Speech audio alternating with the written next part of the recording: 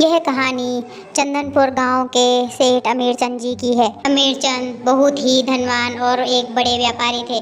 वह अपनी पत्नी और 5 बेटी रिया, जिया, सीता, गीता और मुन्नी के साथ गांव में रहता था। जब भी अमीरचंद किसी सभा में जाते तो अपनी अमीरी का बखान करने लगते। आज अमीरचंद जी की सबसे छोटी बेटी मुन्नी का जन्मदिन है और वह बहुत खुश थे। शहर से उनके दोस्त प्रकाश भी जन्मदिन में शामिल होने के लिए आए थे। प्रकाश, तुम देख लेना, मैं अपनी सभी बेटियों की शादी बहुत धूमधाम से और बड़े खानदान में करूंगा। अरे मेरे दोस्त अमीरचंद, मेरी इच्छा है कि मैं तेरी बेटी रिया की शादी अपने बेटे कार्तिक से करूं, अगर तुझे कोई आपत्ति ना हो तो। और मेरा बेटा जब बड़ा हो जाएगा तो मैं चाहता हूं हमारी दोस्ती रिश्तेदारी में बदल जाए। प्रकाश, ये तो तुमने बहुत अच्छी बात कही मेरे दोस्त। मैं भी तुम्हारी भाभी रेखा से इस बारे में बात करूंगा और जैसे ही दोनों बच्चे बड़े होंगे हम रिया और कार्तिक की शादी कर देंगे। रेखा सभी बच्चियों को सुला देती है और अमीरचंद आते हैं। आप भी थक गए होंगे जी, आप भी थोड़ी देर आराम कर लो। आज सारे दिन भर आपने बहुत सारा काम किया है। रेखा, काम तो करना ही पड़ता है ना। मेरी बेटियों के बड़े अच्छे भविष्य के लिए मुझे दिन रात एक करना पड़ेगा। तुम देखना, मैं इनको खूब पढ़ा लिखा कर इनकी शादी खूब ऊंचे घराने में कराऊंगा। अपनी बेटियों के सुरक्षित भविष्य के लिए जो बन पड़ेगा मैं करूंगा। मेरे दोस्त प्रकाश को तो तुम जानती हो ना, वो आज अपने बेटे कार्तिक के लिए हमारी बेटी रिया का हाथ मांग रहा था और कह रहा था जैसे ही दोनों बच्चे बड़े होते हैं दोनों की शादी कर देंगे, और मैंने भी हाँ कर दिया है। अमीरचंद और रेखा बात ही कर रहे थे कि तभी अचानक बहुत बड़ा भूकंप आ जाता है। तहस नहस मच जाता है और सब कुछ नष्ट हो जाता है। तब रेखा अपनी 5 बच्चियों को लेकर अपने पति को ढूंढने के लिए निकल पड़ती है। भैया भैया, आपने कहीं इनको देखा है? अमीरचंद है इनका नाम, कहीं मिल नहीं रहे हैं। बहन, लोग कह रहे थे कि अमीरचंद को किसी खंबे के नीचे दबा हुआ पाया गया और अब वो इस दुनिया में नहीं रहे। नहीं भैया, ऐसा मत कहिए। मैं अपनी 5 बेटियों को कैसे पालन पोषण करूंगी? कहाँ जाऊंगी मैं? तब रेखा अपनी 5 बेटियों के साथ कुछ दिनों के लिए तंबू में रहने लगती है। जब लोग धीरे धीरे अपने घरों की ओर लौटते हैं तो रेखा के पास कोई साधन नहीं था और वह शहर की बस में बैठकर शहर चली जाती है। माँ, मुझे भूख लगी है माँ, हमने कितने दिनों से कुछ खाया नहीं है। रिया, ऐसे करो, तुम अपनी बहनों के साथ यहाँ पे बैठो, मैं तुम्हारे लिए कुछ खाने के लिए लेके आती हूँ। तुम सबसे बड़ी हो ना, इसलिए तुम सबका ध्यान रखना। मैं अभी आती हूँ बेटा। तब रेखा एक सुनार की दुकान में जाती है और अपने सोने के कंगन बेच देती है। देखो बहन, मैं इसके 40,000 देने को तैयार हूँ। हाँ, कोई बात नहीं भैया, आप मुझे 40,000 ही दे दीजिए। जैसे ही रेखा पैसे लेकर बाहर आई उसके हाथ से चोरों ने पैसे खींच लिए। चोर चोर, बचाओ बचाओ, मेरे पैसे लेकर भाग गए। चोर, कोई पकड़ो, चोर चोर। लेकिन उसकी मदद करने के लिए कोई नहीं आया। अब वह खाली हाथ ही अपने बच्चों के पास लौट गई और कुछ भी खाने के लिए नहीं ले गई क्योंकि चोर पैसे चुरा कर भाग गए। माँ, क्या हुआ? आप हमारे लिए कुछ खाने के लिए नहीं लाई? बेटा, मेरे हाथ से पैसे चोर लेके चले गया और अब मेरे पास कुछ भी नहीं है कि मैं तुम लोगों को कुछ खिला सकूं। कोई बात नहीं माँ, वैसे भी अब मुझे भूख नहीं है। मैं थोड़ी देर सोऊंगी तो मैं ठीक हो जाऊंगी। रात हो जाती है और वे सभी एक पेड़ के नीचे सो जाते हैं।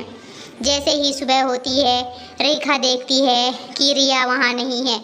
वह जिया को उठाती है और कहती है, जिया बेटा, उठो उठो बेटा, क्या तुमने रिया को कहीं देखा है? नहीं माँ, मैं तो सो रही थी आपके साथ और मैं तो अभी उठी हूँ। मुझे नहीं पता माँ, दीदी कहाँ चली गई। हे भगवान, अब मैं रिया को कहाँ ढूंढूं? पता नहीं कहाँ चली गई है ये लड़की। रिया समझदार है और माँ और बहनों के लिए कुछ खाना ढूंढने के लिए बाहर निकलती है। तब वह एक होटल में आकर रुकती है। काका, मुझे कुछ डबल रोटी दे दीजिए ना खाने के लिए।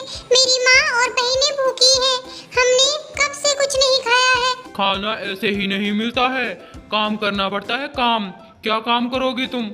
काका, आप ही कुछ काम दे दीजिए। तो ठीक है, वहाँ पे वो जूठे बर्तन पड़े हैं उनको धो लो, फिर मैं तुमको डबल रोटी दे दूंगा खाने के लिए। ठीक है काका, मैं बर्तन धो देती हूँ। तब रिया उन जूठे बर्तनों को साफ करने लगती है।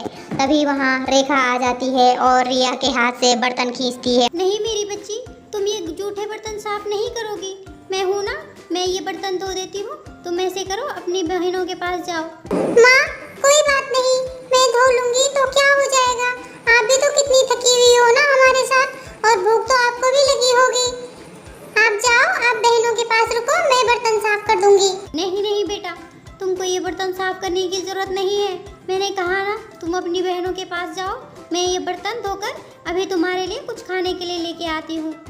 और तुम वहीं पेड़ के नीचे बैठे रहना, कहीं जाना मत। रिया वहाँ से चली जाती है और रेखा बर्तन साफ करके बच्चों के लिए डबल रोटी लेकर जाती है। रेखा कई दिनों से अपने बच्चों को लेकर ऐसे ही भटक रही थी कि तभी अचानक उसे सड़क में चक्कर आ जाता है। तभी वहाँ से एक कार गुजरती है। रिया दौड़कर जाकर कार के पास जाती है और कहती है, आंटी मेरी माँ को कुछ हो गया है। आंटी आप चलिए ना। क्या हुआ बेटा, तुम कौन हो? मैम, लगता है इनकी माँ बेहोश होकर गिर पड़ी है। बच्चों तुम चिंता मत करो, हम तुम्हारी माँ को अभी हॉस्पिटल लेके चलते हैं। तुम चलकर कार में बैठो। तब वह औरत उन्हें अपने साथ ले जाती है और रेखा का इलाज करवाती है। यह औरत नीमा है। यह एक एनजीओ चलाती है और रेखा से कहती है, रेखा तुम बिल्कुल चिंता मत करो, हमारा एनजीओ ऐसे ही अनाथ और बेसहारा औरतों के लिए है, और हम यहाँ अचार पापड़ बनाने का कारोबार भी करते हैं। तुम ऐसा करो, तुम यहाँ काम करना शुरू करो, वो जो तुम्हें पगार मिलेगी वो तुम अपनी बच्चियों पे खर्च करो, पढ़ाओ लिखाओ और काबिल इंसान बनाओ।